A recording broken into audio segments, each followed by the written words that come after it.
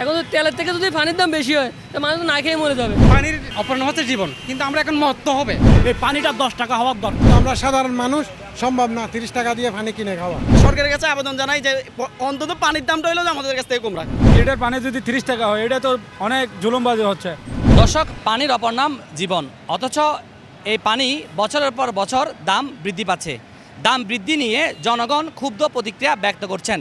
আজকে রয়েছে পানি নিয়ে বিশেষ প্রতিবেদন।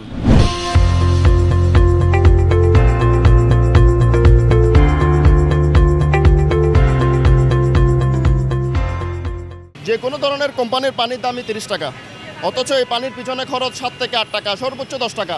ডিলার পর্যায়ে যখন সেটা 11-12 টাকা বিক্রি হওয়ার পরেও কেন খুচরা পর্যায়ে পানির দাম 30 টাকা বিক্রি হবে?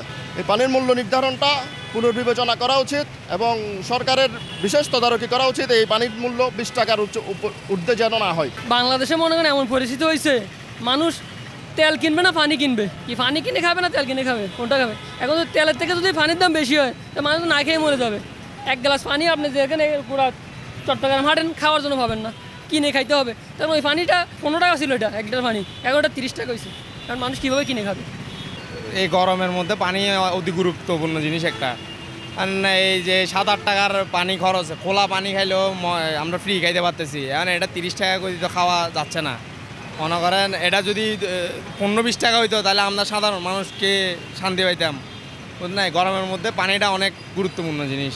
দেখাচ্ছি একটা 1 লিটার পানির দাম অন্তরে সর্বোচ্চ 15 টাকা 12 টাকা, এখন আমাদের থেকে নিশ্চিত 30 টাকা করে। বাংলাদেশে পানি নাই এমন কোনো জায়গা নাই।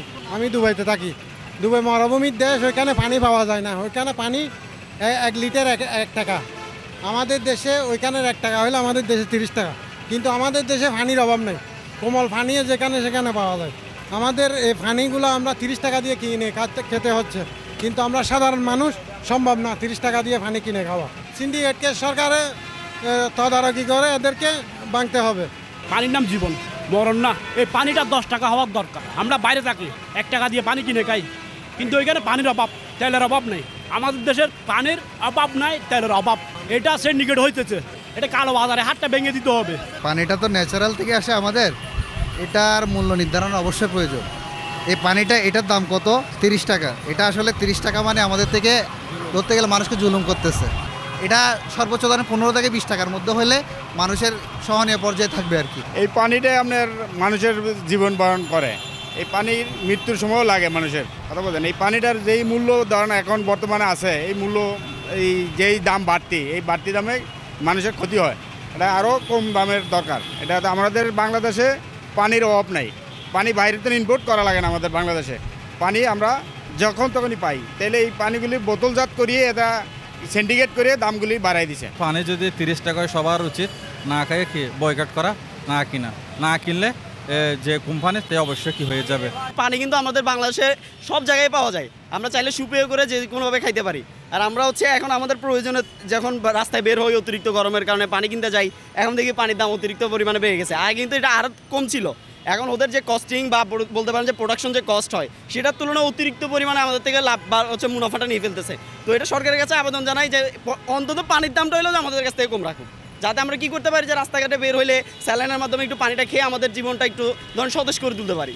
আমি সরকারের কাছে এটাই আবেদন জানাই। ব্যবসা হালাল হবে কখন? আপনি যখন কোরআন হাদিস মতন ন্যায়ভাবে যখন ব্যবসা করবেন, সেটাই হলো হালাল।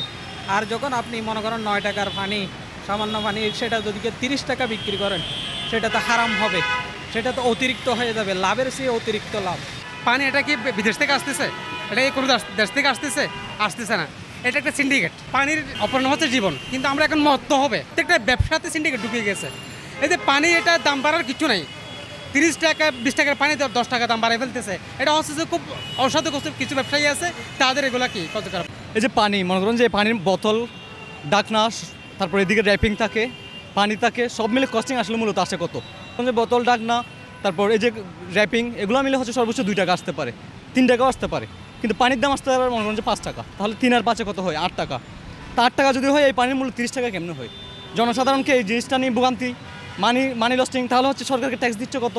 10% দিচ্ছে, 15% দিচ্ছে, সর্বোচ্চ 50% যদি ট্যাক্স দেয়, তাহলে হচ্ছে ওইদিকে আসে মনে করেন যে 3 টাকা। তো 3 আর 7 কত হয়? 10 টাকা। 10 টাকার জায়গায় 30 টাকা কেমনে মূল্য প্রাইস হয়? এই মূল্য প্রাইস নির্ধারণ এটা তো জনগণকে চুষে খাওয়া, কেউ কিছু বলতে পারতেছে না। এই 30 টাকা মূল্য প্রাইস অথবা 40 টাকা মূল্য প্রাইস, এটা ঊর্ধ্ব অতিরিক্ত মাত্রা, এটা মানুষকে জুলুম করা হচ্ছে একরকম। এই দেশের মানে আবার পানির দাম কিলো বাড়ি জিম্মি করে পানি টাকা আদায় করা হচ্ছে। যোগ বুঝছে খুব দোষের আর কিছুই না ভাই, আমাদের এখন গরম, আমরা পানি খাবো, এখন 10 টাকা জিনিস 30 টাকা বেচছে, কিছু করার নেই। 5 টাকার পানি রাখতেছে 45 টাকা। একটু রিক্সাওয়ালা গরম পানির জায়গায় ঠান্ডা পানি খুঁজতে গেলে বলে যে 30 টাকা। হোটেলে খাইতে যান, ওখানে বলবে যে 2 লিটার দিয়ে দিব আপু, 40 টাকা। আর যদি ছোট দেখে নি, আমি একজন, লাগবে 1 গ্লাস, ফার্ম দিয়ে বলবে যে একটু বড় দেখে নেন, ওটা নিয়ে ফেলবে 45 টাকা। মানে এভাবে তো গরিব শেষ। দেশে আর্মি নামান ম্যাজিস্ট্রেট কই, এখানে 1 লিটার পানি যদি 30 টাকা হয়, এটা তো অনেক জুলুমবাজি হচ্ছে। এটা তো সরকারের তো অবশ্যই এটা কি উদ্যোগ নেওয়ার দরকার। আর্মি ম্যাজিস্ট্রেট নামাই দিয়ে এগুলো তো প্রতিবাদ করার দরকার।